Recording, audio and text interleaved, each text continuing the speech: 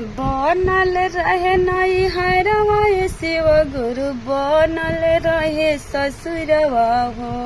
बनल रहे नैहरवा शिव गुरु, बनल रहे ससुरवा हो।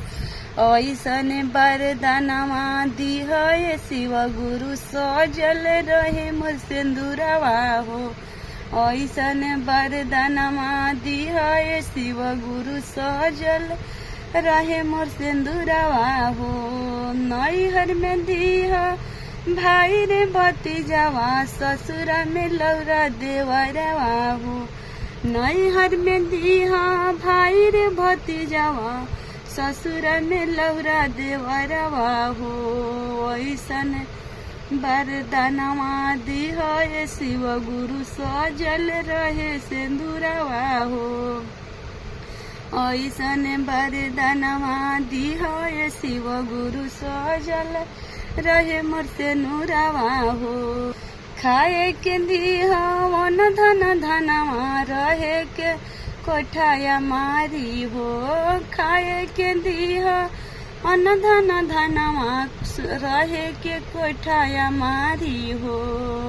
रहे के दिह सासु ननदिया, रहे के दिह सासु ननदिया, शोभे मोरे भवनवा हो। रहे के दिह सासु ननदिया, शोभे मोरे भवनवा हो।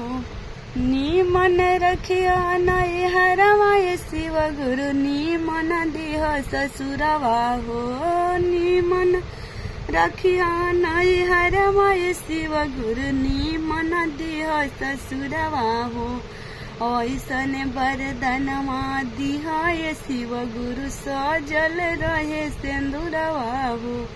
ऐसन वरदानवा दिह शिव गुरु, सजल रहे मोर सिंदूरवा हो।